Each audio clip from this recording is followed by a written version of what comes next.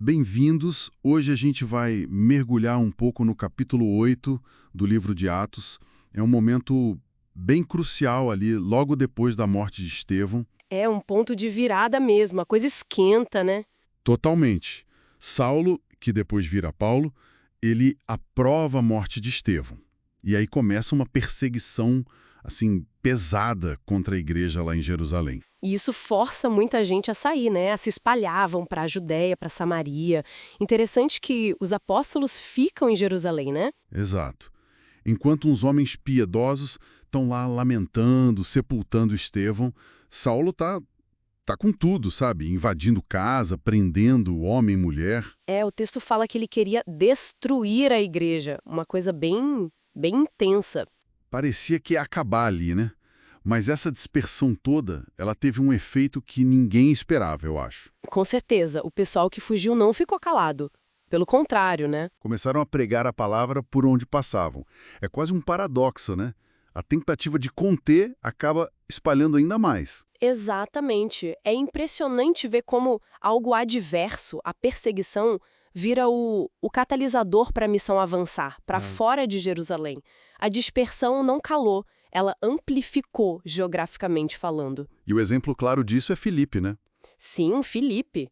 Ele vai para uma cidade em Samaria. E Samaria, bom, tinha toda aquela questão histórica com os judeus, né? Uma barreira cultural ali. E mesmo assim, ele chega lá e proclama Cristo. E a reação é demais. Multidões prestando atenção, milagres acontecendo. Sinais, curas de paralíticos, coxos. O texto diz que espíritos imundos saíam gritando. Nossa! E o resultado final? Grande alegria naquela cidade. Isso é forte. Muito forte. Só que já existia uma figura de destaque lá, né? Ah, sim, o Simão, o mágico. O texto diz que ele impressionava os samaritanos há muito tempo. E não era pouco, não. Chegavam a chamar ele de o grande poder de Deus. Pensa na influência desse cara. O pessoal seguia ele por causa da magia, né? Exato. E aí chega Filipe com outra mensagem, outros sinais. Como é que fica essa dinâmica? Então, aqui é fascinante. O contraste é gritante. A mágica do Simão impressionava, mas a pregação de Filipe sobre o reino de Deus, sobre Jesus, levou as pessoas a crerem e serem batizadas. Inclusive o próprio Simão. Inclusive o Simão. Ele crê, é batizado e começa a seguir Filipe. Mas tem um detalhe, né? O texto diz que ele estava maravilhado com os grandes sinais e milagres. Talvez mais focado no poder do que mensagem em si. É uma possibilidade, né? Parece que o poder chamou mais atenção dele do que a transformação que a fé propõe. Isso fica mais claro depois. Quando Pedro e João chegam de Jerusalém, certo? Isso. Os apóstolos ficam sabendo que Samaria tinha recebido a palavra e mandam Pedro e João para lá. Eles chegam e percebem que o pessoal tinha sido batizado em nome de Jesus, mas... Ainda não tinha recebido o Espírito Santo. Exato. Aí Pedro e João oram por eles, impõem as mãos e eles recebem o Espírito Santo. E o Simão está vendo tudo isso acontecer, vendo esse poder sendo transmitido pela imposição das mãos. E aí ele tem a ideia, que mostra bem onde o coração dele estava, né? Ele oferece dinheiro. Dinheiro aos apóstolos, pedindo para comprar essa habilidade de conceder o Espírito. É chocante, né? Totalmente chocante. E a resposta de Pedro é, nossa, é uma das mais duras do Novo Testamento. Pereça contigo o teu dinheiro. É direto ao ponto. Muito direto. Pedro escancara a incompreensão total de Simão. Tipo, você achou que podia comprar o dom de Deus. Mostra que Simão ainda pensava em termos de poder, de troca, de aquisição.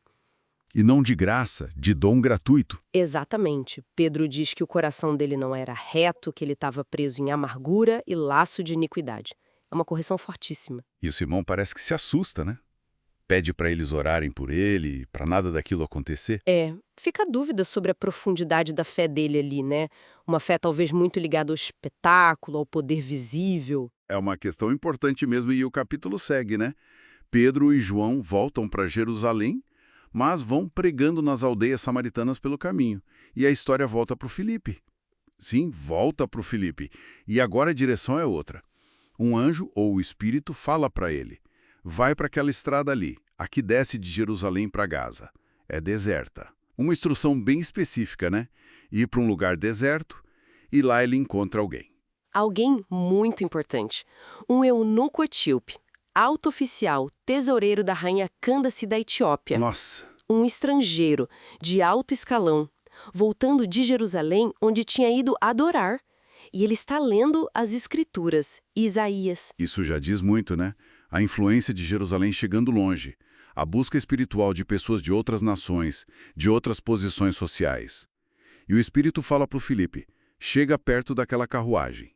Filipe vai, ouve o eunuco lendo Isaías em voz alta e faz a pergunta-chave, né? Você entende o que está lendo? Simples, direto, e a resposta do eunuco é de uma humildade impressionante. Ele diz, como é que eu vou entender se ninguém me explicar? E convida Filipe para subir e sentar com ele. Que abertura! A passagem que ele lia era aquela do servo sofredor, né? Como ovelha levada ao matadouro. Isso. E aí o eunuco pergunta, me diz uma coisa, o profeta está falando dele mesmo ou de outra pessoa?